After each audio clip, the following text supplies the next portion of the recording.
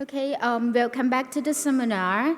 Next, let's begin with the session with the overview statements and presentations on ASEAN case studies before we will move on to the interactive parallel session. May I invite again Mr. Sebastian Grace, Chair Program Manager, to share this session, please. And also, may I invite all the speakers, start with the Datuk Shahul Dawood from the Ministry of Human Resource, Malaysia, Mr. Suresh Punjabi, Associate Dean from National University of Singapore, School of Continuing and Lifelong Education, and Dr. Melina Dela Bandalaria, Bandalaria, Chancellor and Professor, University of Philippines Open University. And the last one, Dr. Diah Wihardini, Director of BINAS Global BINAS Nusantara University, Indonesia. Please welcome our honored speaker, please.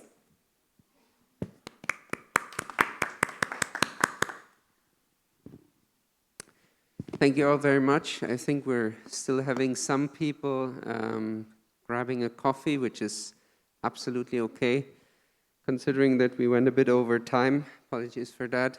But the sessions are just too interesting. So I take it as credit to us. Actually, this is one of my favorite sessions over the 2 days, because now we're really going into a deep dive in ASEAN. We have now heard over the last, 1.25 days already, a bit about the Thai context, which was very exciting to me. I learned a lot. It's very, very interesting what's going on. We have heard from the European Union and the European colleagues, something that is, of course, a bit closer to home for me. We saw different approaches, many different definitions, but we haven't really actually looked at other ASEAN countries to a detailed extent.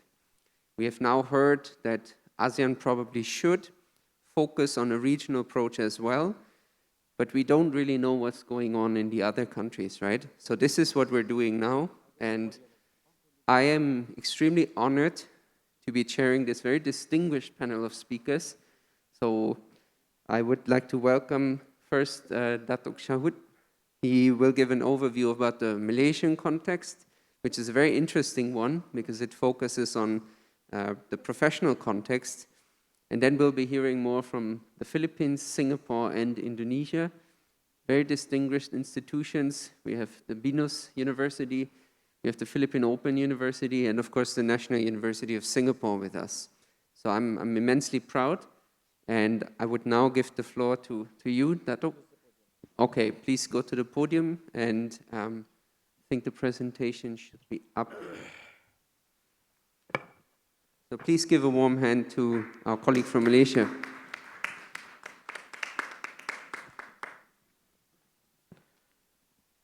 Thank you, Mr. Sebastian.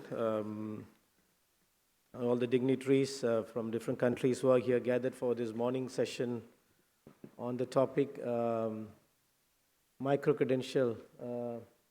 I saw a word just now, challenges in the Thai context, and I was just sharing my thoughts with Sebastian. It is just not the challenges of Thailand, it is the same challenges what we are facing in Malaysia as well.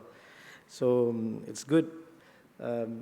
We are in the same boat, and we both are looking forward to see some light at the end of the tunnel in the implementation of micro-credential. It is a great honor to be part of this prestigious seminar today to discuss on the opportunities, challenges, and outlook of micro-credential in ASEAN and Europe. I take 1 minute of your time to just give you a little bit about my background. Where do I come from? What do I do? I'm an entrepreneur. I was an entrepreneur for the last 20 years. I was asked to take up this government job just prior to COVID, and it's a national service for 3 years. My background, I'm a technology guy, and I came in on board just on the 2020 April. It was a peak of COVID, and I'm a very lucky chief executive. I took 3 months to go into my office, but nevertheless, I might be late in the office, but my job started prior before I even go into the office. So things push me to the corner. When you're pushed to the corner, you respond much faster and better. I'm a very good example of that. So I have no choice. I don't know what's happening and how COVID is going to be, causing trouble to Malaysians. How many people are losing jobs? People getting retrenched. And HRD Corp, we have the greater responsibility in the context of human capital development in the country. Little bit about HRD Corp. HRD Corp is an agency under the Ministry of Human Resources. In the context of Thailand, we are the Ministry of Labour. Labour division is one of the component, one of the division of Ministry of Human Resources in Malaysia. And HRD Corp is another division or agency under Ministry of Human Resources. We are a custodian of human capital development, and we take care of training and development, as well as jobs and also other activities that is related to sustaining a job for the professionals. Malaysia has a very unique system when it comes to human capital development and upskilling and reskilling the nation. I'm not sure how many countries have this system. We collect 1% of the levy. When I say levy, any companies that have more than 10 staffs, you have mandatory, you have to pay 1% of the total staff salary to my organization, that is Human Resource Development Corporation. So in an average, we collect, on year 2021, I collected 900 million levy, 900 million. And in 2022, I'm expected to collect 1.7 billion levy.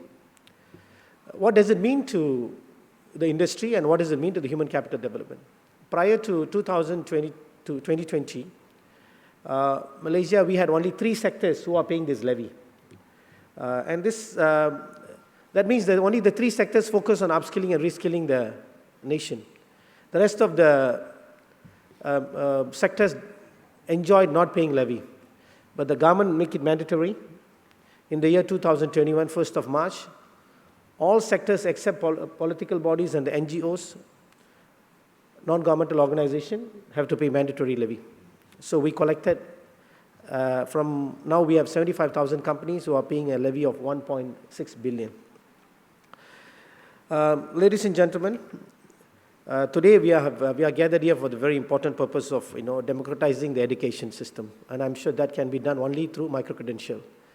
And I strongly believe education should be open to everybody, regardless you are rich, you are poor, you are mid-range, whatever race, religion you come from. Nobody should be deprived of knowledge and education. And with the present, economic situation, changes in the landscape of education, people should be given a flexibility. People should be given their own, time frame, economic status in gathering their education or going through their education. And I believe that micro-credential plays a very important role, and that is achievable only through micro-credential.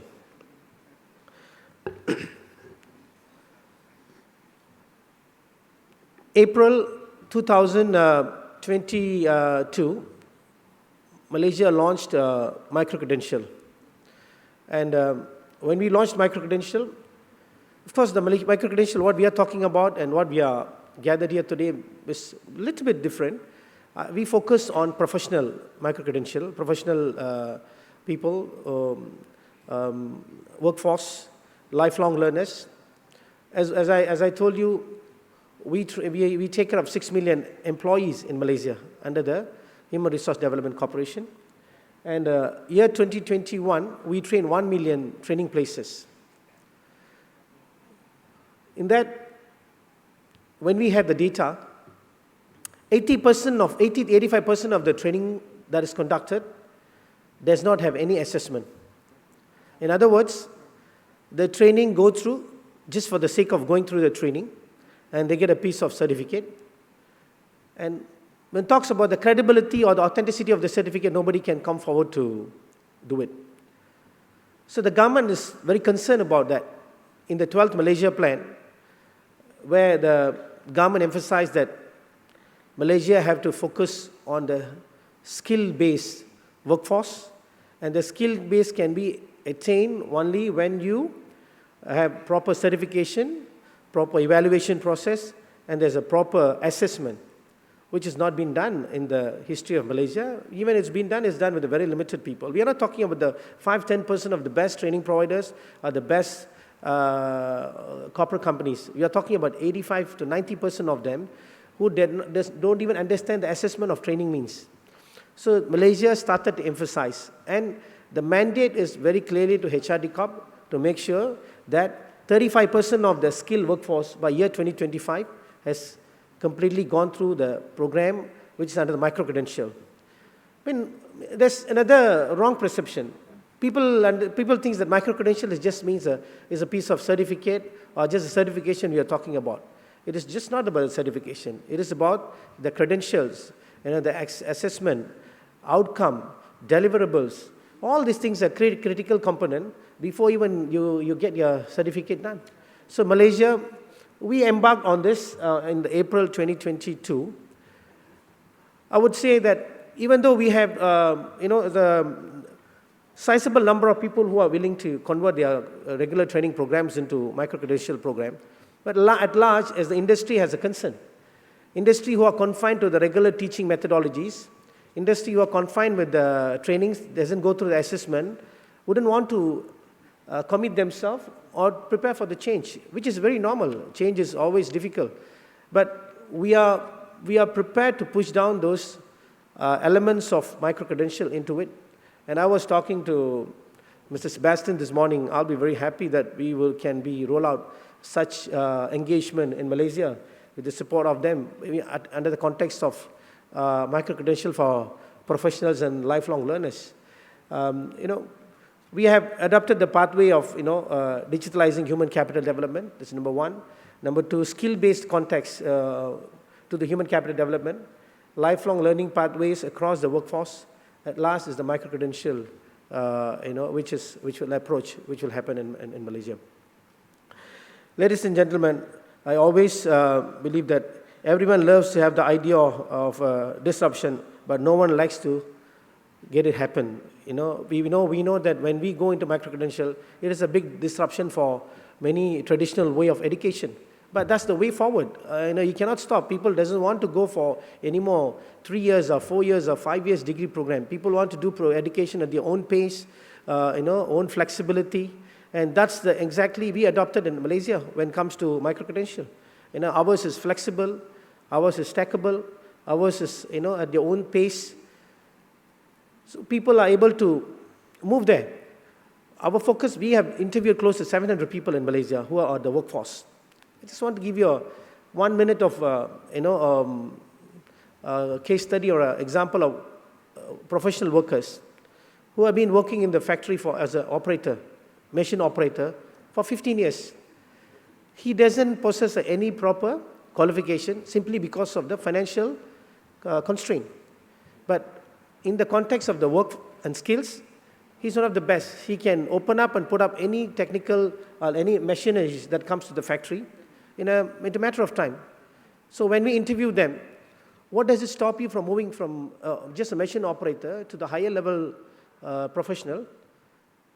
His simple answer is, I don't have a professional qualification. I have experience. I'm in the industry for the 15 years, but I don't have the paper qualification. I said, why not you go take up a course? The second answer he gives it, I don't have the leverage that take 2 months, 3 months time to go on education. And I work and I'm the breadwinner for the family. So you can see that these are the constraints of the present workforce. So I think these problems can be solved with the micro-credential. And that requires a lot of will, that requires a lot of guts, that requires a lot of top-down approach to it. If you want the industry to come forward to take it up, and I feel that not many industries are prepared to come and take it up. That's the reason we launched in 2022 in April. I have to say special thanks to the Honorable Minister of Human Resource Malaysia. It's a brainchild, because he come from the kind of, he come from the background of lifelong learners. He knows the difficulty of going through education process in Malaysia. Our development and implementation challenges have already given us a positive outlook. When we launched in Malaysia, though we had challenges, but we took it in a positive way. Our job is to just make sure that we go and convince that this is not going to, micro-credential is not going to replace traditional education. It is going to complement the traditional education. Once people start to understand that component, I think they will be able to do it. And I have very little time left, and with that, I would like to say thank you so much for having me this morning. But I'll be happy to take up more questions, and I want to learn from my other colleagues who are on the stage. And I told Sebastian yesterday as well that I come here for the search of some positive, takeaway points from this group, where Malaysia can successfully implement. And we all have one common agenda. We want to make education accessible, regardless whether you're rich or poor. And once again, thanks to the organizer for giving me this opportunity and inviting me to speak in this prestigious forum. Thank you so much.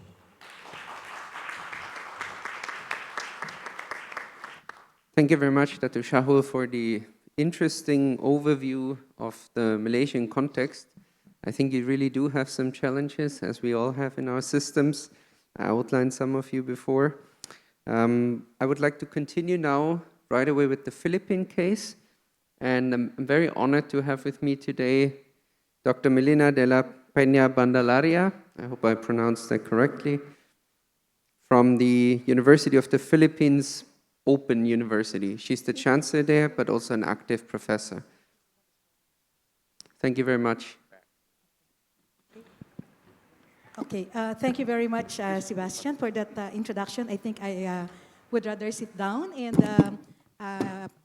discuss here my presentation. So as introduced, I am from the University of the Philippines. And first, let me give you a short introduction about my university. We are the only national university in the Philippines. The context of my presentation is based on that. And the University of the Philippines has 8 constituent units.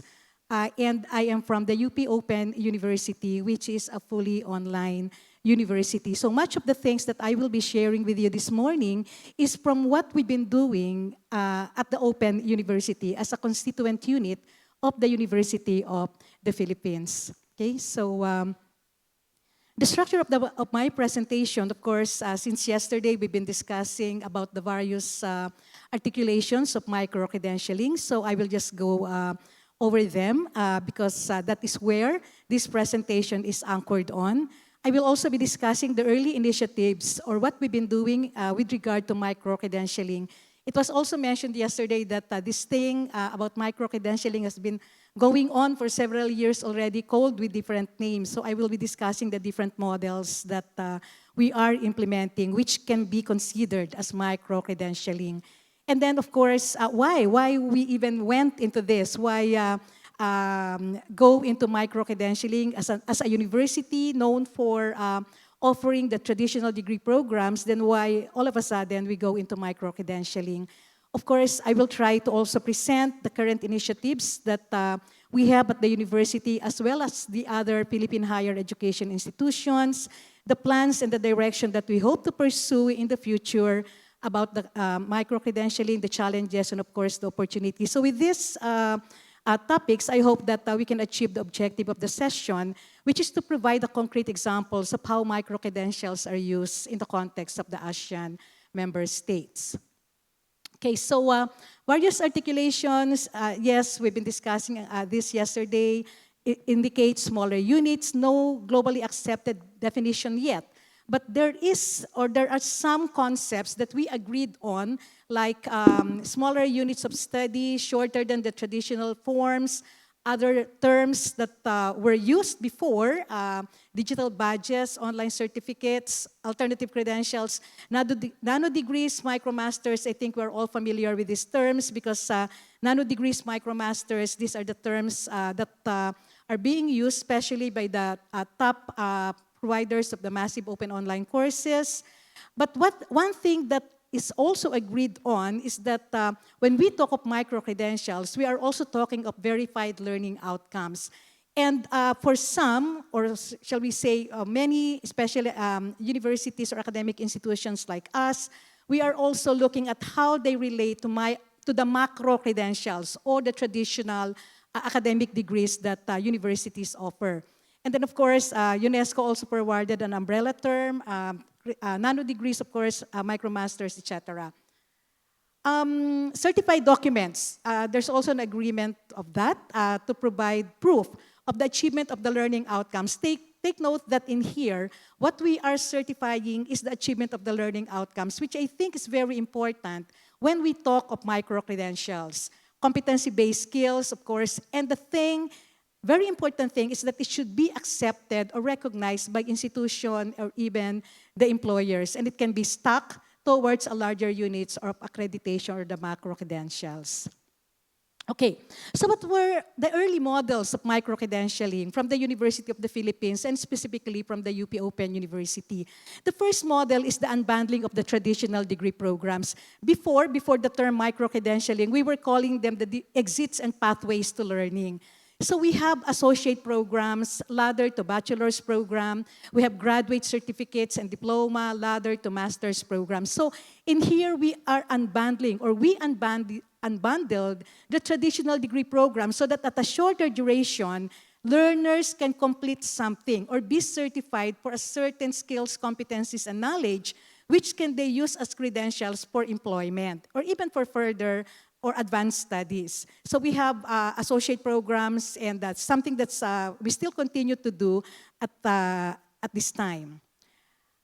Also for degree programs, so earlier we have the unbundling of degree programs. In here, the other model is the unbundling of the traditional credit courses under a degree.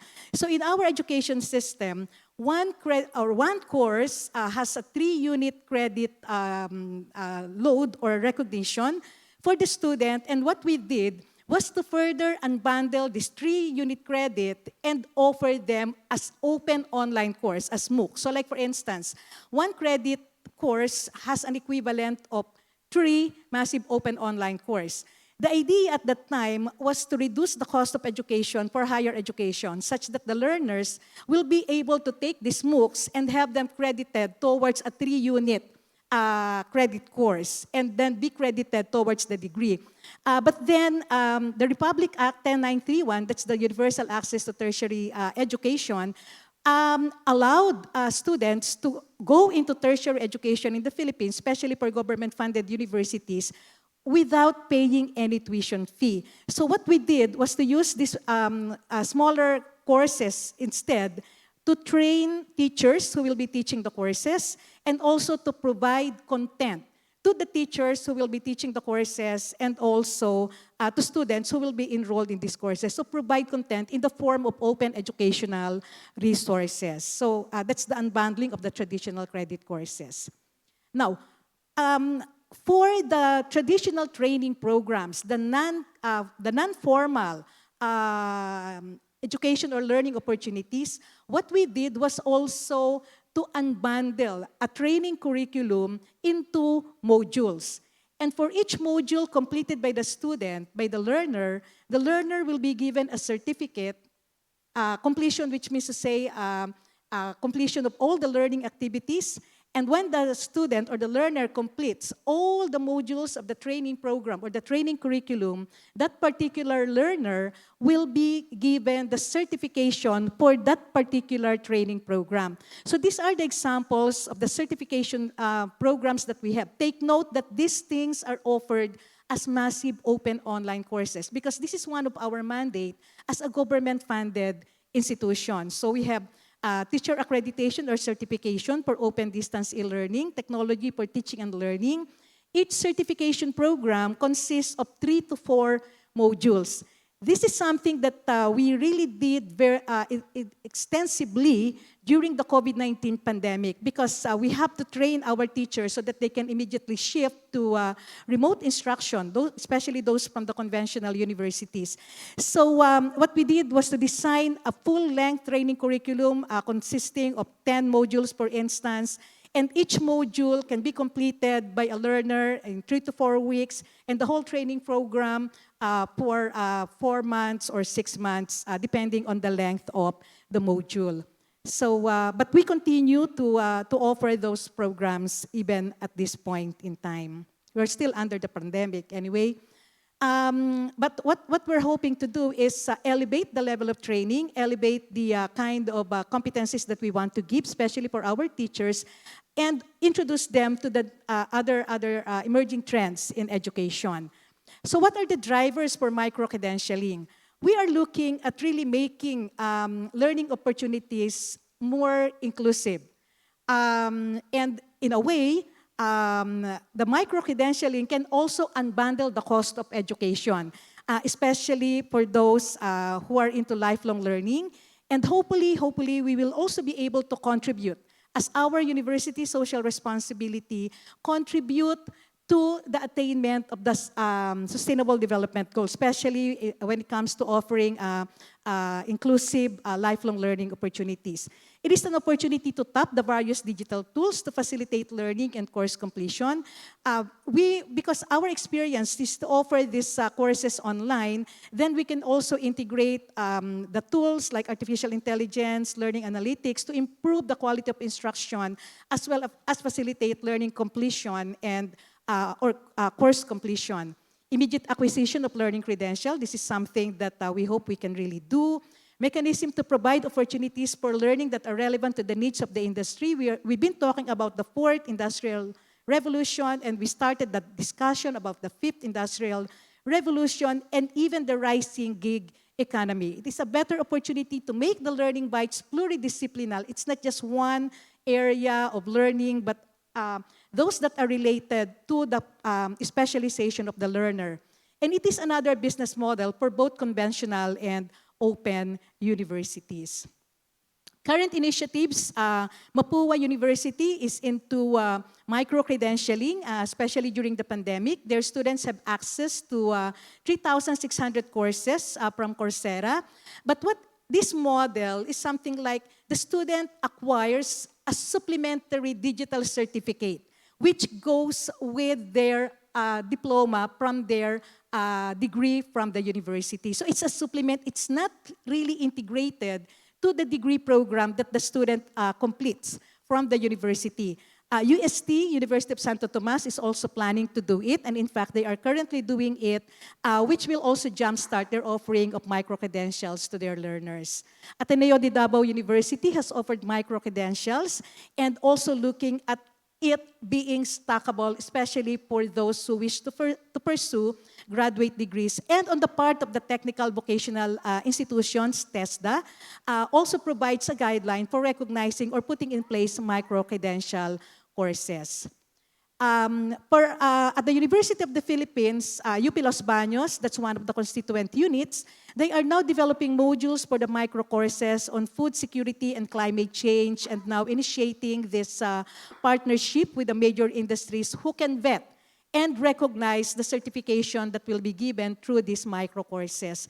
And we at the UP Open University, we continue offering these programs, especially the unbundled traditional degree programs. We've been working on the associate programs, laddered to a full bachelor's degree and graduate certificate programs. And also, what we hope to do now, that we will go back to the drawing board of looking into how we're going to offer the micro courses, is to reverse the model. So we will now be actively pursuing this partnership with the industry so that we can also identify the needs of the industry and identify courses which can be stackable towards a credit course and then towards a degree. And then, of course, continue the discourse on micro-credentialing as integrated into the open, flexible, distance e-learning. So it's a very timely event that we have now, because on Tuesday, we will start our roundtable discussion series on the micro-credentialing and its integration into the OFDEL framework. Okay, the plans and direction, of course, we continue to offer micro courses in the online mode of instruction, and can be offered as an open online course. And of course, it has to be anchored on the Philippine qualifications framework so that these micro courses can be stackable towards a degree. But what we have to look into is a sustainability model. And initially what we have in mind is that while learning can be offered or can be acquired for free, the certification will be the one that has to be paid for by the learner so that they can get the equivalent credit for the learning that they have completed. map the needs of the industry, especially now that I have mentioned that what we really want to provide is a gig learning opportunity for our gig workers. Stackable credits, I have mentioned that. Support SDGs, assessment-driven. But when we talk of assessment, especially in the context of open online education, there has to be another way of thinking about assessment, especially when we have to talk about authentic assessment and alternative method of assessment. Okay, so positioning of micro-credentialing, again, it is aligned with our mission and vision and the mandate of the university. As a national university and under Republic Act number 10650, we are mandated to really help even under other higher education institutions so that they can also go into it. Of course, the Sustainable Development Goals and the UNESCO call for us to reimagine our futures together by making education a public or a common good.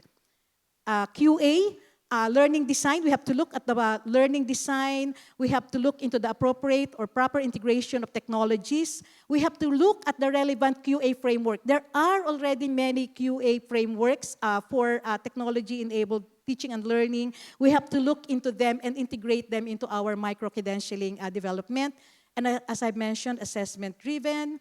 We have many challenges, many of these things we have discussed yesterday, but I also would like to emphasize on the opportunities that are available for us, especially for us from the academic institutions. There is already this increased awareness about micro-credentialing, the emerging trends in education. We have invested already, we have experience doing remote learning. It's just a matter of increasing the level of our engagement in this form of instructional delivery. Again, the market is growing for micro-credential or micro-courses, and the fast-changing environment really requires lifelong learning to be part of what we offer as a university. So I think that's my last slide. Thank you very much, and apologies for the extra time that I have devoted for my presentation. Thank you. Thank you, Melina. That was really interesting. Good overview of the Philippine case and also your specific university context.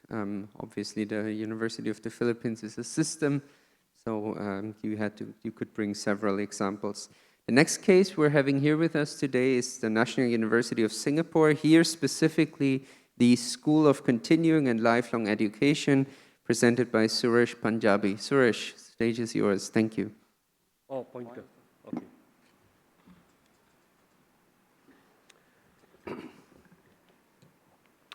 Good morning to all of you, in person and virtually. It's a pleasure to be here. Thank you to Shah and KMUTT for inviting me and sharing our experience. I will share on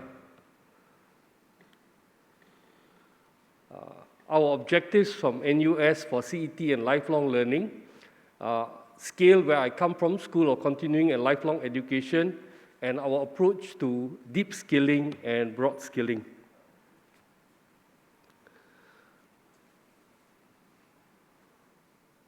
In NUS,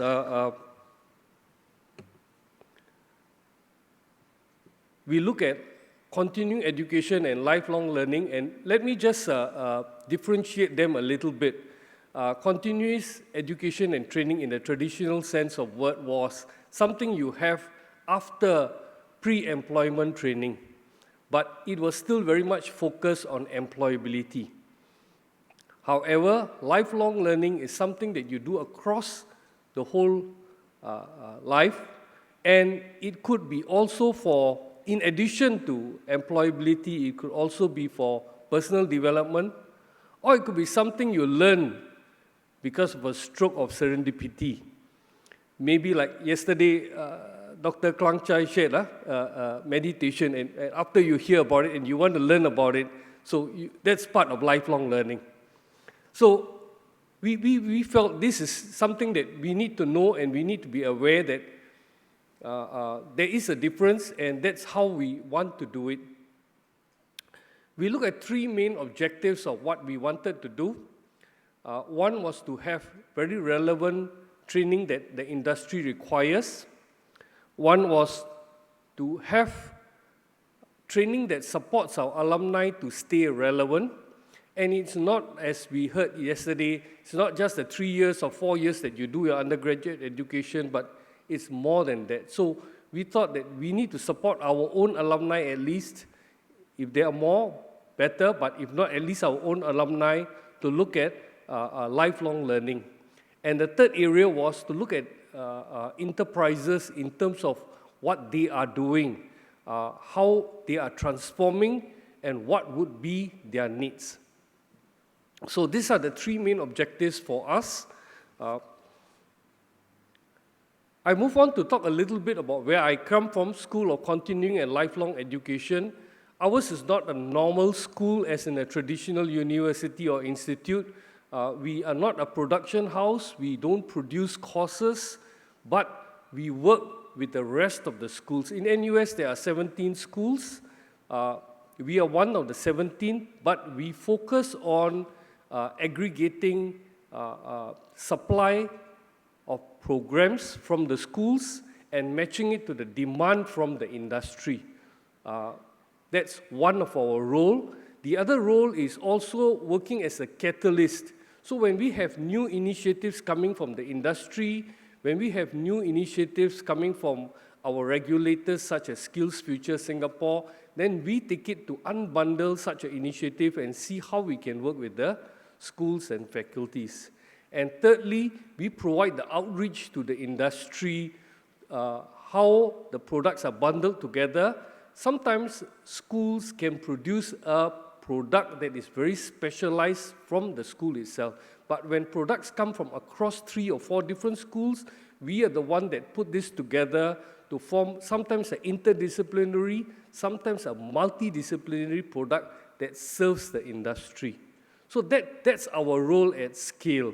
So that, as you can see from the right-hand side, what the schools can focus on would then be content, curriculum, which they have the deep expertise in. So that's how we are set up.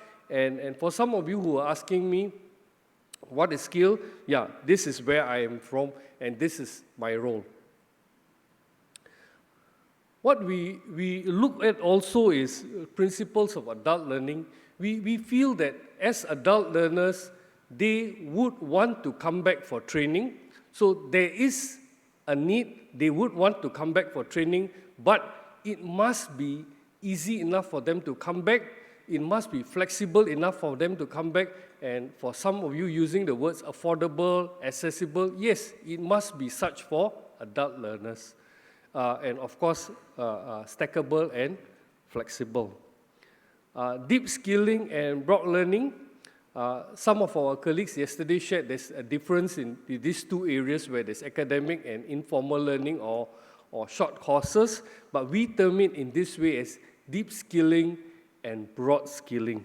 And how our framework looks like, it is something like that. On the left-hand side, you see our formal framework, which is the credit-bearing framework, and on the left-hand side, you see the non-credit-bearing framework. So each of these frameworks, as you look at it, from the lowest level here for the credit-bearing, you see there are modules that lead up to certificates, and these certificates then add up to, go up to a qualification. Now, this that you see here is already in place in NUS, where students can come in just to do modules or pick up a specific certificate or a specialist certificate or a graduate certificate. And this then add up to a full qualification, typically a bachelor's or a master's. On the other hand, you see this non-credit bearing framework where you start with short courses, typically 1-day to 5-day programs. They add up to a professional certificate.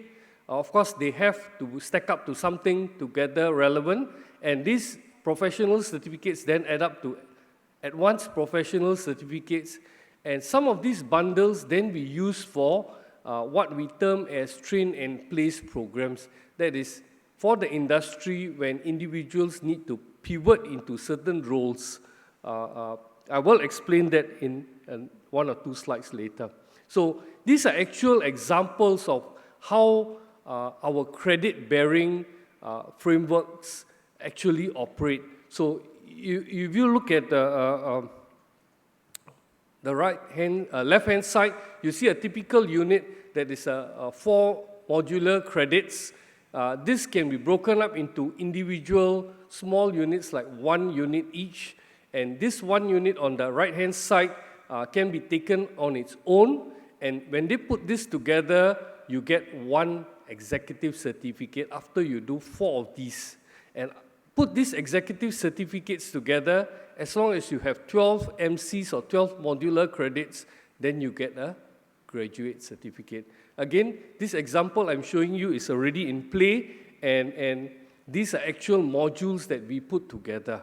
And when we put these modules together, I must share with you, it looks a very easy framework here, but it is not easy in the sense that you've got to look at what can be unbundled, what is accessible, what is relevant to the industry, and it makes pedagogic sense to put that module together.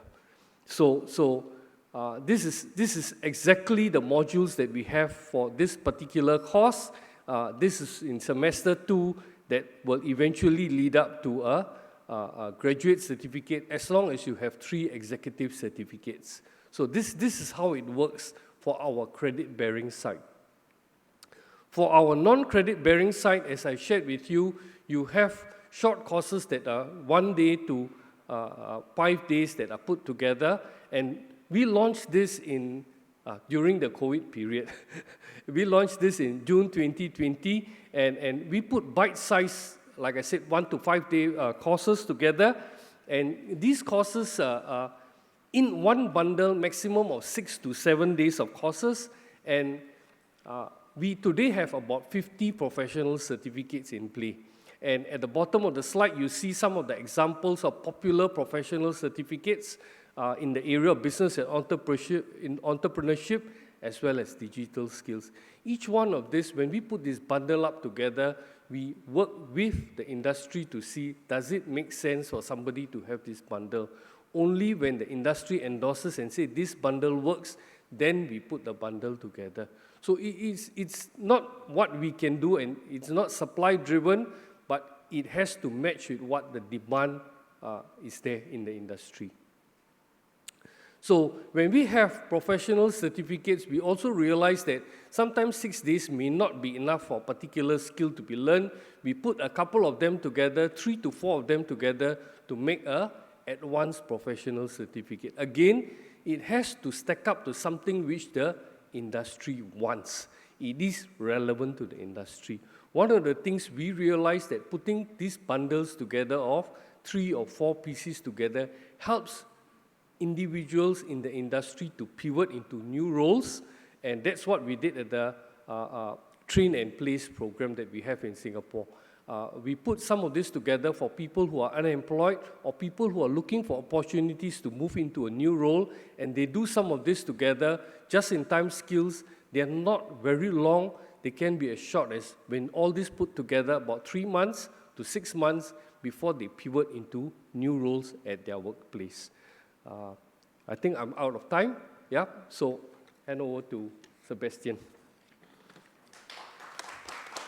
Thank you very much.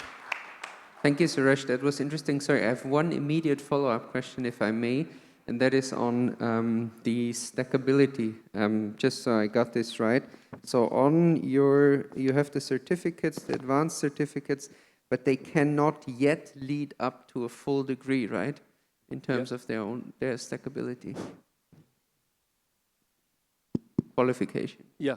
For this point of time, our non-credit bearing does not link up to our credit bearing. But we have ambitions that our non-credit bearing will have pathways back to the credit bearing. And this, as I say, this is ambitions that we have, and we have to work with the faculties to see what makes sense to have a pathway back to credit bearing. Yeah, thanks a lot. Okay, we're moving on to our next case, which you heard about the general policy already in the previous session.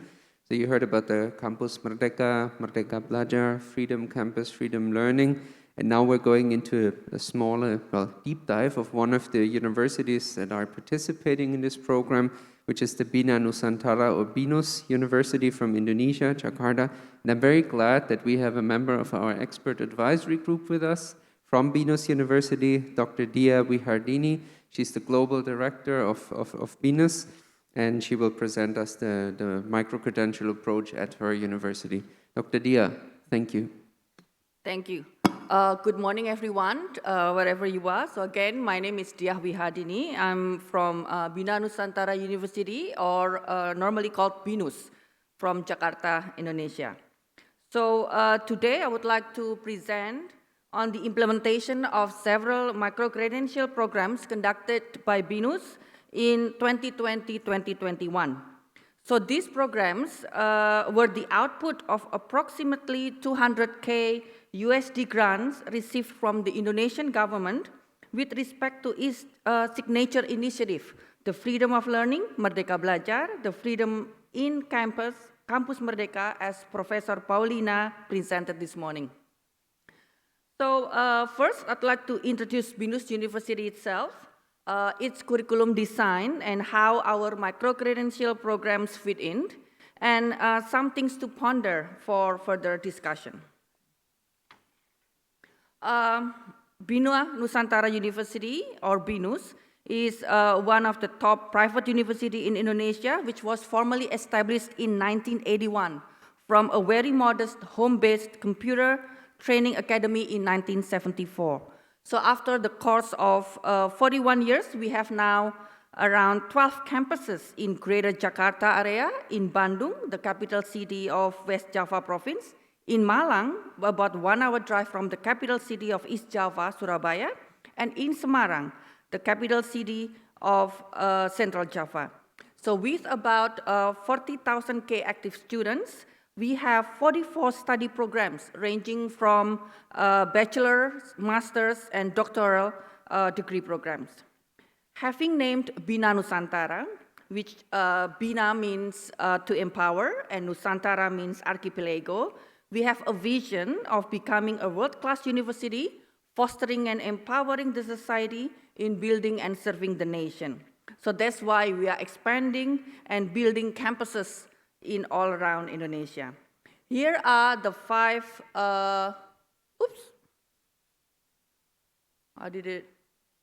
pressed the wrong buttons. So here are the 5 missions of our universities, one of which touches upon the fostering our community called BINUSian as lifelong learners through self-enrichment. And as young universities, we are also very proud to have been recognized globally as the top private university in Indonesia, according to several ranking systems. We also strive to maintain and keep improving the quality of our programs by pursuing international accreditations like ABET and AACSB for our business school. And these are our graduate attributes, which are the expected outcomes for our graduates when they complete all of the teaching and learning programs at BINUS. So under the 3 overarching motivational aspects, to empower, to educate, and to enrich, these 9 circles, the blue ones in the middle, contains the expected competencies or skills of our students. And during the 4 years at BINUS, we are also aiming to instill the BINUSian values called the spirit. So striving, S for the striving for excellence, P for perseverance, I for integrity, R for respect, another I for innovation, and T for teamwork. Our quality objectives also direct us to ensure 2 in 3 our graduates work in the global companies or become entrepreneurs who foster and empower the society. And here is our curriculum design. So in order to bring our students to achieve these expected attributes, we have designed our curriculum in such a way that would allow our students to own their learning. So the 8 circles here represent the 8-semester learning journey that each student must take. Having a multi-campus system, we also allow our students to move around and have the freedom to take courses in different campuses. And this purple box, or perhaps you cannot see in here, like these purple rectangles indicates where they can actually study. So in the first 3 semesters, our students can take the core and the mandatory university and specific program courses related to their major. In the next 2 semesters, they are allowed to take some minors, particularly offered by specific campus. And then in the next 2 semesters, so it's semester 6 and 7, they are allowed to take the enrichment program, we call it, which are also aligned with the Indonesian government initiatives, Merdeka Belajar, Kampus Merdeka. And for the last semester, each of the students must then come back to their main campus to do the mandatory final project or thesis. So in summary, we have a very much structured and non-structured learning programs embedded in our curriculum. Another circles, so please I do apologize, I don't know why we like circles very much here. But then again, so all of these green circles are our learning ecosystem. So in the middle, it represents the breakdown of our curriculum distributions. We have university mandatory courses, major, minor, streaming, and electives, as well as the enrichment program that run for 2 semesters. In the enrichment program, for each semester, our student must select which track they want to do. Either internship, entrepreneurships, only for those who have already had some business ideas, research in collaborations with our professors, community development or outreach to remote places throughout Indonesia, or to do study abroad, doing a double degree with our partner university, or just spending 6 months abroad, a further study for those who want to do a fast track to our master's degree program. And the last one is to take some micro-credential programs as a specific independent study. So we have many learning ecosystems in this case.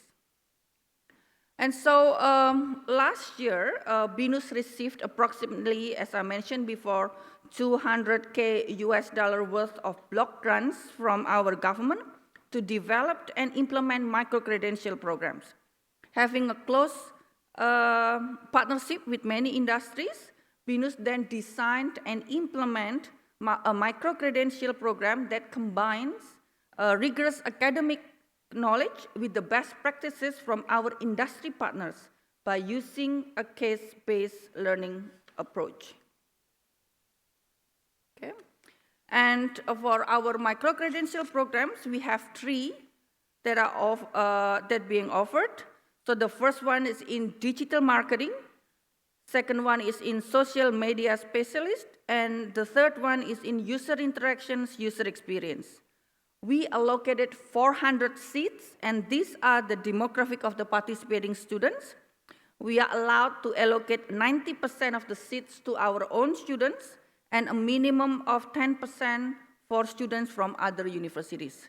So as you can see in here, we actually provided these micro-credential programs for 400 students in each module.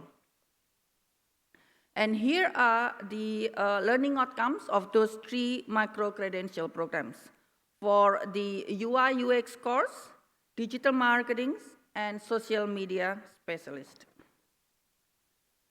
And for each of the micro-credential program, we have facilitators from the university itself and related industry partners.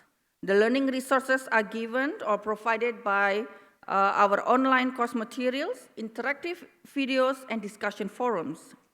with synchronous, of course, and asynchronous mode of learning. For the assessment, we have individual pre and post test and some group projects, mini and a final one. So all of these activities are done in 16 sessions within 1.5 months. So basically, it is a very much structured micro-credential program. So at the end of each program, we distributed a student evaluation survey, and here are the results from one of the course, from digital marketing course. So as you can see here, all of the participating students seem to be very much satisfied with the program. So now, what's next? Yeah? Well, this year we are submitting grants again to continue the programs, as the grants are still available, of course. We are creating more micro-credential programs that adds more value to our existing courses and starting to delve more on enhancing the quality of the teaching, learning, and assessment activities of the program. But after listening to all the talks yesterday, and I'd like to contemplate again, so should this micro-credential program be a complement or a replacement of a university courses? As what is commonly practiced in Indonesia right now, it is actually occupying the credit-bearing slot, which is supposed to be used for taking traditional university courses. So I think I'll end my presentation today. Thank you. Thank you, Diah. That was really interesting, and I think the last question that you raised is something we can take up also in our parallel working groups, which are following after this. But before we break out into the separate rooms, I would like to take 1 or 2 questions from our virtual audience, because the working groups will cater more to us present here in this room. There is one question that is going to all of you, and you can contemplate this while I read it. Do you have a clear division of labor on micro-credential roles and responsibilities, principles, or support organizations in your countries, basically about your system? How do the labor ministries, research, comprehensive teaching, vocational training institutes, or higher education share this? Maybe who wants to take this first? Malaysia? Okay. Yeah, the first question is, do you have a clear division of labor on micro-credential roles and responsibilities or principles for support organizations in your respective country? Well, I think Malaysia, we started to put up a very specialized task force as well as a team to roll out micro-credentials. Of course, the universities has been working on micro-credentials for some time. But as our focus is more towards the professionals, we started to embark from April. We have a clear divisions, we have clear focus, and there's a task force who are working towards the industry as well as the training providers to convert their traditional program into micro-credentialing courses. And I mean, one of the good thing what we have, we started to have the pathway. For example, if you are doing a program and that program is stackable and it is flexible and it is able to convert and they could use that to apply for any professional diploma or a higher diploma or a degree. So that pathway is available in Malaysia and we started to work on. Thank you. Thank you. Maybe Philippines next? For the Philippines, especially for my university, the task of micro-credentialing, or specifically the unbundling of the degree programs, are with the academic units, because this has to be anchored with our academic degrees. But when it comes to the non-credit or training programs, there is a task force, or there is a team tasked to move this agenda forward. So 2 different things for the credit and for the non-credit. Different ways of doing it for micro-credentialing. But there has to be the involvement of the whole university when it comes to the discussion and the approval process. Can I just follow up on that? When you say the whole university, is this the system in your case? Like all the 8 units of UP, for example? Yes, yes. Okay. Especially now that everyone has been involved in remote instruction. Yes. Right, thank you. Suresh, you've touched upon this actually a bit in your presentation already, and I know that Singapore is in so far a bit of a special case because you also have a sectoral framework, but maybe you can, put out a few more details on this also. Sure. Sure, I can do that. From the national perspective, in Singapore, we have two agencies doing it. One is Skills Future Singapore, that comes under the Ministry of Education, and one is Workforce Singapore, that comes under Ministry of Manpower. So these two ministries basically look at different perspectives of upskilling, reskilling, or pivoting individuals into different roles, different skill needs, and looking at the future, what are the workforce needs. Last year or late last year, Skills Future Singapore came up with a report of what skills we need to have and what are the future economies that Singapore as a nation we need to focus on. Well, there are a lot of things we can do, but what are things that we would be moving forward to? And we came up with a few areas that we wanted to focus on, or at least Skills Future came up with a few areas they wanted us to focus on. The digital economy, the care economy, the green economy, and Industry 4.0. So they then came up with the skills in these few economies and topics in these few areas that we should focus on to come up with programs so that our workforce, our students, our graduates that come out are ready for the work, the job roles in these new spaces. So I'm not sure if I've answered your question, Sebastian, but that's one of the things that we are doing. In the university itself, what we have done is, as traditional universities, we are very much organized for delivery of undergraduate programs, postgraduate programs, somewhat research, and PhD programs. So we have deliberately set up units that look at continuing education and training. For my school, to share with you, SCALE was formed in 2016. We are the newest school, the newest kid on the block. Why? Because the nation felt it's important for us to upgrade our workforce regularly. University felt that it's not just a 3-year, 4-year journey or coming back for a master's or PhD, it's continuous and lifelong learning. So we were formed in 2016. With us forming up, we then try to influence the schools and faculties to change the DNA that they have to focus on CET and lifelong learning. Yeah. Unfortunately, we can't ask the person on Zoom whether the question has been answered. To me, it was clear. Thank you, Suresh. We see indeed that even though we're touching, of course, on the higher education sector, I mean, the cases and the topic that we're discussing reaches out into some other sectors, obviously, lifelong learning to a certain extent, TVET also, we saw this in the Malaysian context. We've heard a bit about Indonesia already in the previous session from Professor Melina, but maybe, Diah, you could explore this a bit more, especially in terms of how I think the BSNN, the accreditation board, is quality assuring those micro-credentials and how this may be done, because I'm aware that you said it's a grant from the Higher Education Ministry, from DICTI, the Directorate General, but still somehow it strays into the labor sector, right? So maybe how this is adhered to and stick to in Indonesia. Yes, so if I can understand your question correctly, so I think I'd like to answer on base of my experience at BINUS. Yeah, so the micro-credential programs that I just presented are actually the ones that being offered as a result of these block grants from the government.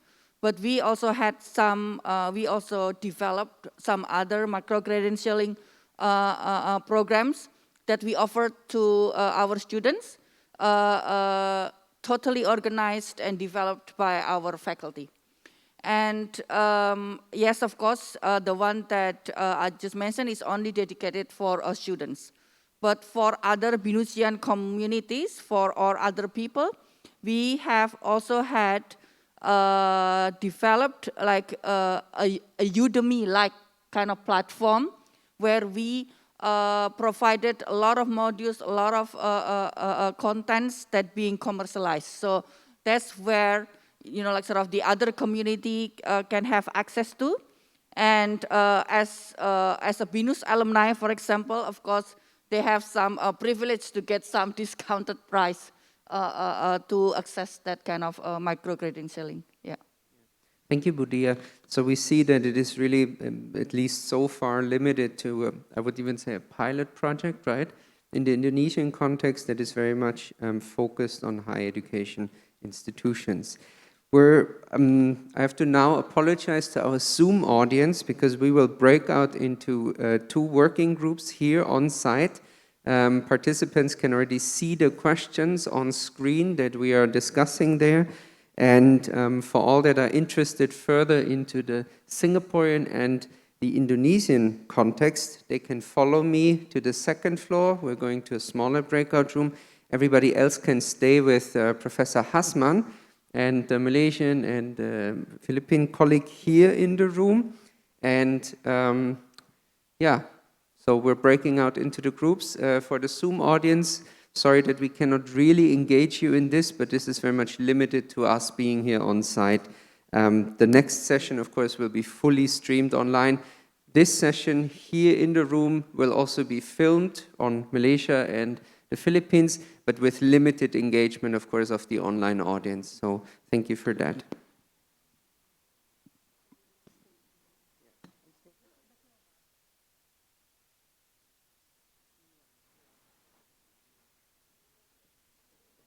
So thank you, Mr. Sebastian. So once again, the participants who would like to learn more about the Malaysian and Philippine case, please stay in this room.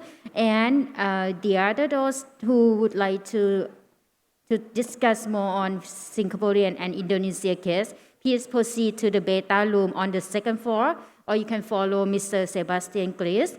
And please resume back to the meeting room at 2 p.m. sharp after the lunch break. Thank you very much. And your lunch will serve at the Cuisine Unplugged in the 1st floor, the same room as the yesterday. Thank you.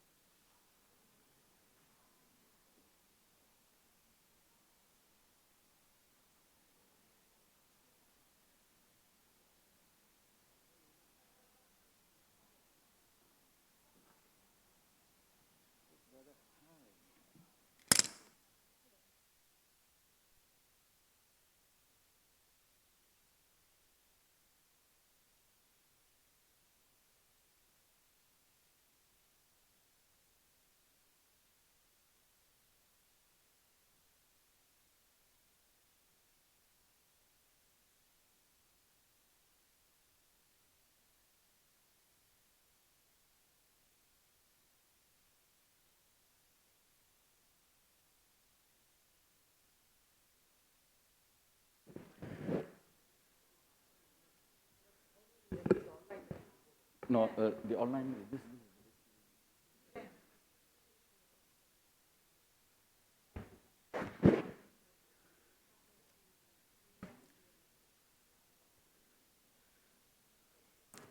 Good afternoon, ladies and gentlemen. We're just looking at the setup, and this is intended to be an interactive conversation. Right? The presentation is over, so now is actually the opportunity for especially those present in the hall to interact with our speakers so we can get more insight into what they have already spoken in terms of the Malaysian case and also the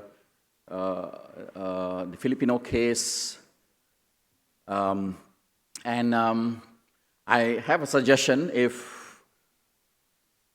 those who are in the hall would come closer, we could actually assemble on, not on the stage, because once we are sitting on the stage, it looks very distant and not that intimate enough. We can actually huddle around here, sit, and then I could walk around and encourage questions. Is that something that will work? Just by a show of hand? Or you still prefer that they are seated here on the stage? But for that to work, you need to come to the table around here, seated here, and then the speakers can be seated in your midst, and then we can have the conversation. You want the stage option or the floor option?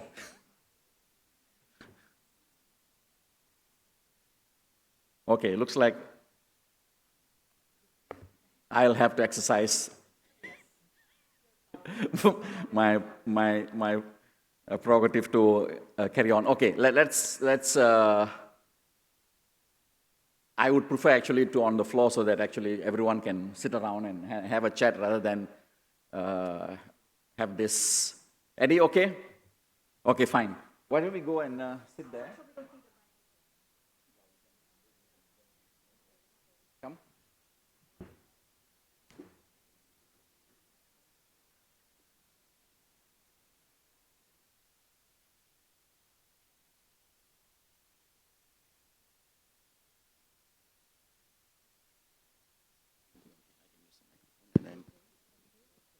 Yes, here. Please be seated. I will. And come around here. She's already here, so closer here to this table.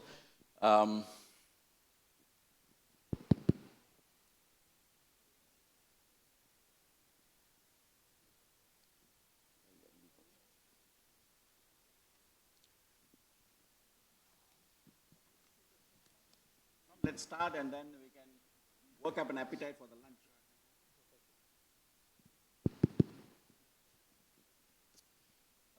Okay, speakers are here. Let me. There were three important themes for this discussion here. Is how can higher education institutions participate and benefit from this initiative, from what they've discussed, and maybe I will start the ball rolling by asking a few questions, and then friends around, you may actually. Let me start with the Philippines. It's an open university. Yes. So it's by definition, by mandate and mission, is intended to provide access, the widest possible access to the entire population. Exactly, right? including the non-traditional learners. Okay. How active are the employers, the industry, in the various MC initiatives that you are developing and you're offering, and also how quickly does this MCs change?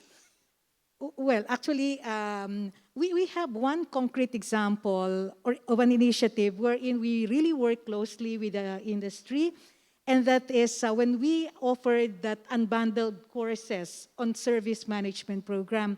The business process management or business process outsourcing industry is a major industry in the Philippines.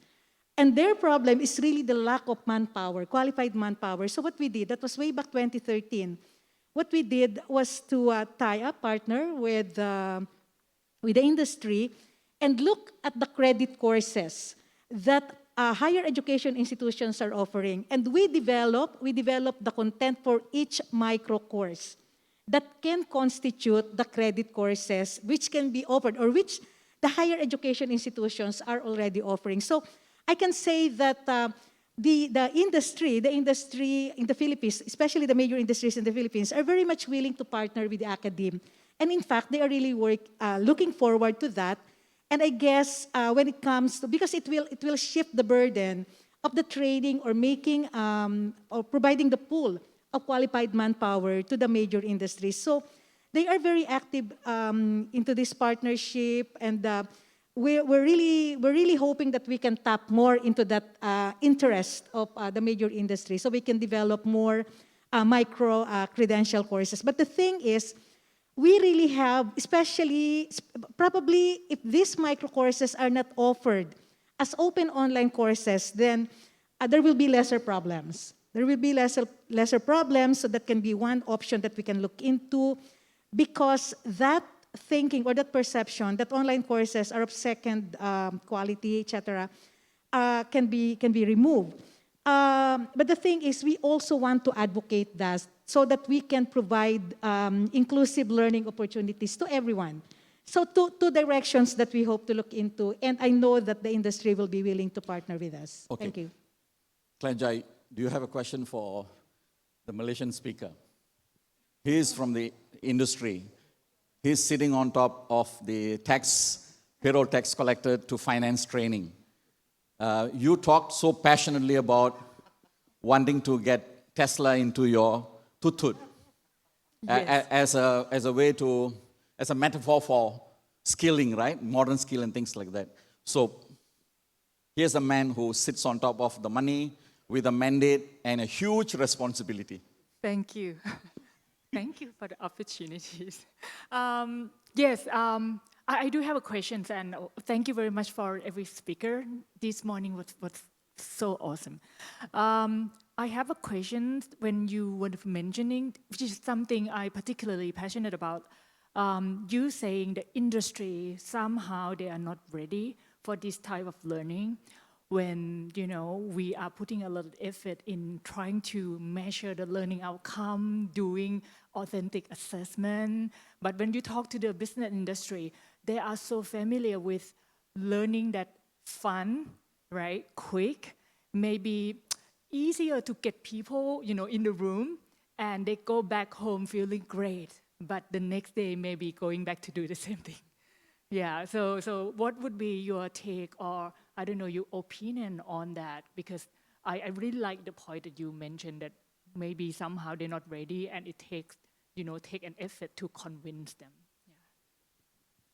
Yeah. Go ahead. Thank you, Madam. In the context of Malaysia, when I say the industry is not ready, we did a recent survey. Okay, I give you just a chronology of what happened in Malaysia. Maybe some of you have some similar experiences, can help me out. We have great pressure from the government of Malaysia, Ministry of Human Resources, that this micro-credential have to be rolled out to the professionals. As we are going through the problem of the workforce is not skilled, and you want your country to be effective, and you want a lot of foreign investment to come in. No investors want to come in when you don't have the quality workforce, and this is one of our major problem. I'm sure like Malaysia, many countries has the similar problems as well. So we are embarking aggressively to make sure that the labor force is skilled. We have a great transfer of technology, transfer of knowledge effectively done. It's just not about going through training. The easiest way we adapted is just do the training and give them a certificate. That is the most easiest way. I have less headache. But I think we are taking a greater responsibility to make sure that the employees, who we are training, are able to see the real transfer of knowledge. How do you ensure that there's a transfer of knowledge happens? When you don't have the assessment, when you don't have the KPIs, or when you don't have those kind of clear deliverables, you won't be able to do the assessment. And I can vouch that 85 to 90% of the trainings conducted in Malaysia does not have this assessment. Does not have the deliverables. They just come in for the purpose of doing the training, and they get the training done and they give the certificate and just move on. But for us, it's more than that. I don't speak from the corporate companies or industry perspective. I speak from the government perspectives. I have a huge responsibility. I have to make sure that 6 million workforce are skilled. So when we launched it in April, there's a lot of misconception among the training providers because it's about disruption. Some of them have their own certification companies. Some of them have their own personal agendas hidden. So when we go in to ensure that the certification is going to be across and it has opportunity to transfer everywhere, the participants have the privilege or the flexibility to do what they want, this might disrupt their business. So they come hard on the government, or the government shouldn't do this, government shouldn't teach us what we should do. So blah, blah, blah, your job is to just... So they want things to be given very easy to them. They just want us to give money to them and they do what they want. But we told them we can't give money unless you do what we want, what for the right for the government. So we have appointed a technical committee which represent the employers to study it because the money comes from the employers. So when the employees are willing to pay, we have no problem, we just roll it out. So we open up a technical committee comprised of 25 large associations who would be easily representing 50,000 employees in Malaysia. So when we did a complete survey, 92% of the committee agreed that micro-credential is essential. So that solves my problem. So the question is only three. You want micro-credential, number one. Number two, there's a cost involved in micro-credentials, number two. Number three, I want to make sure it's mandatory. When you don't enforce any policies, then there's no impact to the policy. I cannot give them option, okay, some can do micro-credential, some don't want to micro-credential. Everybody will choose to take an easy way out. So we are very clear about our focus and our vision that we are going to roll out micro-credential and it's going to be mandatory. And of course, there's no free lunch in business. You can't get things free, The micro-credential is just not printing the certificate and giving it over to you. There's a lot of assessment, there's a lot of reports, there's a lot of deliverables, there's a lot of outcome need to be done. It requires cost. My challenge is convincing these people to accept the costing, accept the fee.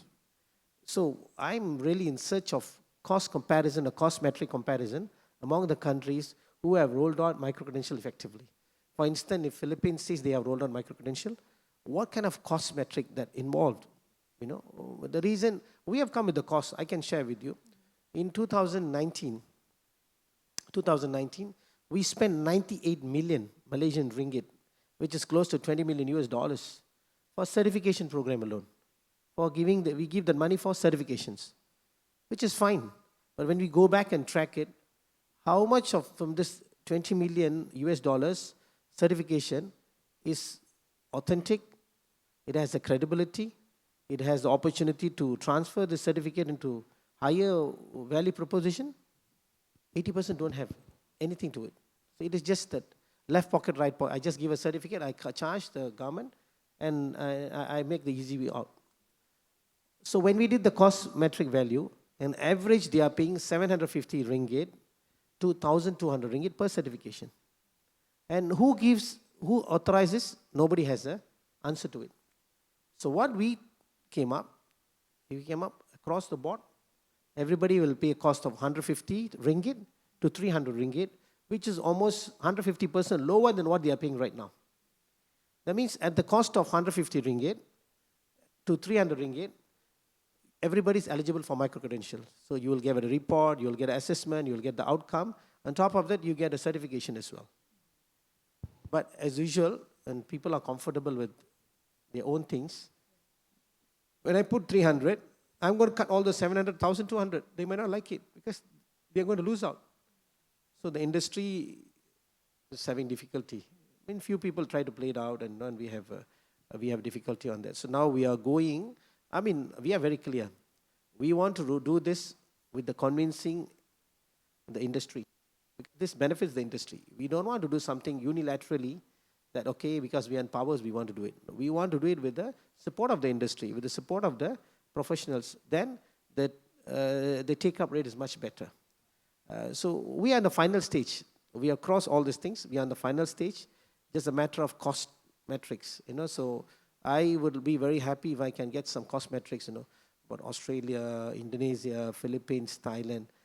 Of course, you can't run micro-credential for zero cost. I want to know if any countries have done it at a zero cost. I want to emulate that, for policy, or emulate that standards, which will be very easy for me. But there's a cost involved. For example, if I'm going to get Hazman, he's my countryman, if I want to get him to do a program with a zero cost, I'll be happy to do it. But there's a cost involved. I want to call him, I want to do the assessment, I want to do a report. There's a cost involved. There's nothing comes free. So this is the challenge I'm going through. If you could help me on some solutions, I'm happy. I can stay extra one more day, sit down and talk to you. Thank you. Thank you, Datuk, for the insight. So change is not easy. And that's why we have a lot of change consultants, right? Making tons of money. It's never easy. It's full of headache.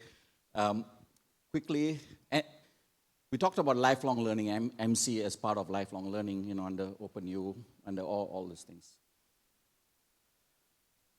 How does it actually help in terms of catering to the marginalized, those that don't having the opportunity to get into skills, not yet in employment, they are in the agriculture sector, they are the dropouts. How does MC actually become more inclusive of the larger population? I mean, quickly from both your standpoint, even Shahul. Let me start. Probably catering to the marginalized is really one of the mandates of my university. As you have mentioned, an open university was really established to really give opportunities for the non-traditional learners. Those who cannot be part of the formal education system, then they can be part of the open university system. So the initial idea of unbundling the traditional degrees, really because we wanted to cater to the marginalized sector. Now the question is, of course, it's always a question being asked of me, how can the Philippines offer a fully online course when there are so many areas in the Philippines that are not yet connected, don't have stable or good quality internet connectivity? Now what we did was to partner with other government agencies. We call them community e-centers. These are run by local government units, and they can provide connectivity, internet connection to our learners from in the marginalized areas or even the marginalized sector to access the internet for free. So that's something that we've been promoting so that they can be part of our courses. And as I have mentioned earlier, many of the courses, part of our MC initiative, is really to offer these mini courses as massive open online courses. It can be available to anyone who is interested to learn. At the same time, we can move forward to stacking the credits earned. So that is a model that is already there, but we haven't yet fully implemented, but is waiting there and for us to really concretize it towards the stackable, because it's already equivalent to credit courses. So in a way, we are saying that we are catering through the unbundling of courses, unbundling of programs, and also providing open online courses based on the needs of the industry as what we have offered in the past. So yes. Any questions from the floor? Or go ahead. Thank you very much. It is good that we have experts from two sides of the world, from the academic as well as from the industry, because this is what lifelong learning is all about. We need both sides to come together to work something out, and in line with the concept of lifelong learning too. This is something that I wish to learn myself, and I believe the region would probably like to learn on this aspect. Based on my very little knowledge of micro-credentials, I have always been hearing on how universities play the role of creating micro-credentials and roll them out to people in the industry to upskill, reskill, and so on. And as part of the lifelong learning initiative, these courses are usually credit-bearing in the sense that it provides the flexibility to the workforce to come back one fine day if they so decide to pursue a degree to get a qualification, so that their livelihood would be improved in the future. But I have not personally heard of the other way around. How the industry comes in, develops micro-credentials either on its own or working with some partners, and then come to universities to get them sort of credit-bearing. So I wonder, from the perspective of the industry, Datuk, what is the plan that you have to also look into this perspective of bringing the industry-based courses into academic, so that the workforce now has greater flexibility? So I believe that is something that the region would like to learn too, on how industry comes in. Thank you. That's a very interesting question. This is what the real disruption is all about. I'm sure that many universities will not be prepared to take up that, able to accept it easily. But I think we don't mind taking Malaysia as one, case study, or maybe we can take one step at a time. Of course, we are working with many industries right now, all the top industries, who has a good training development needs and a TNA assessment and everything. We are going to pick up all those 15 to 20 corporate companies, and we are going to get some of those work-based learning. That's the future is all going to be work-based learning. People don't have to go to university to study. They can go to the workplace, they study, and they can come with some sort of assessment to prove that they are capable of doing it. So we are going to get these people to pick one university who has the guts enough to take all these things. If they don't have to do it, if they don't do it, as a government, we will start to do it. Yeah, we have government. We can always work with the government-based universities. We can put up a division just to take care of work-based learning, and to accept, rather than there's a content you create and you go back to the industry. We pick up from the industry which already has the existing content, so you don't have to replicate or waste time in doing it from the ground zero. So Malaysia, we are well prepared. We are well prepared. We are ready to go, and we see this is the future of it. If we don't do this, I think we are not doing justice to the people of Malaysia or people of any country who believe that skill is the way forward. Thank you. Thank you. Great question. And just to quickly add, there is an initiative called 2 years in university and 2 years in industry in Malaysia, where they have actually worked in industry. So you spend a good deal of your time in the industry, not just internship. And I think right now they're also actively going into not only work-based learning, but a form of work-based learning, which is apprenticeship for non-traditional curriculum, trying to get apprenticeship and things like that. So yes, we have, in the interest of time, we have about 5 minutes to go. This industry, there's how we'll talk about industry is quite a challenging group to deal with. We have talked about industry as though they are monolithic, right? IBM may be an outliner. But what about your typical industry, your SMEs and things like that? Are they really ready for MC? I mean, is there a communication issue? Need to actually communicate this clearly to them so that they may not think of it as, hey, you're giving me a piece of paper and you're charging me 300 ringgit or 50 USD. They see it as much more than just a piece of paper. It's actually quality assurance. It is about making it valuable, making it current, dynamic, and much more. I mean, stacked, not just get a skill set, but it can actually fit into a larger portfolio so that you can get into the workforce and make yourself much more productive. Is there a communication issue? We are talking here and we have a lot of issues with definition, right? But is there a larger issue dealing with the industry and everybody outside in terms of communicating clearly?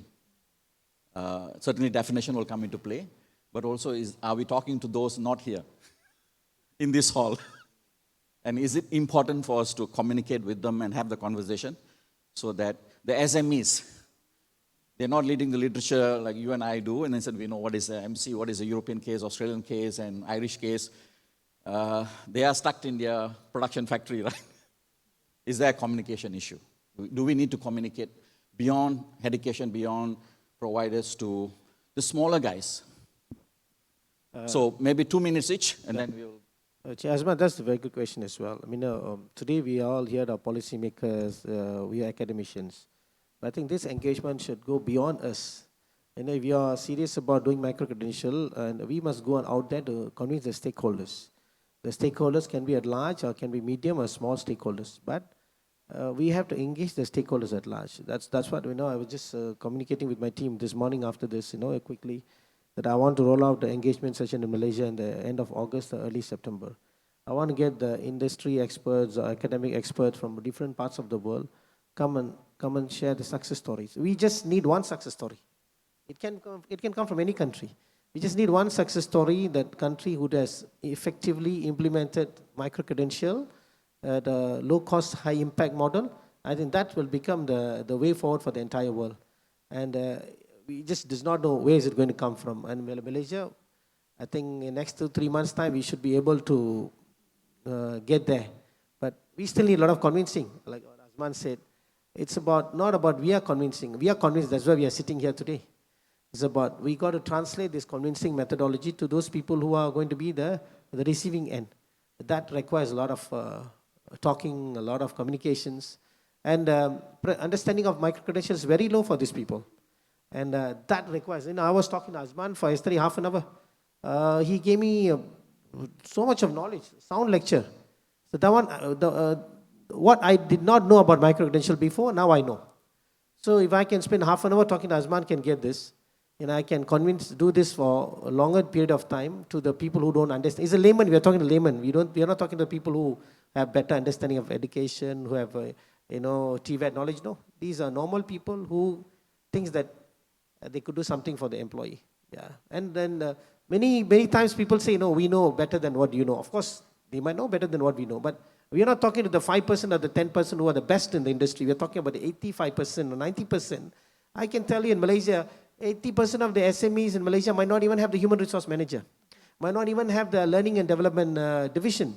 So it is our responsibility to connect these people and do justice to them. So communication is the key, sir. Thank you. Yeah, I think you're right. It's really a communication issue because I believe that both the academe and the industry, we share a common goal in terms of what we really want to see when it comes to our graduates, when it comes to the manpower that you need.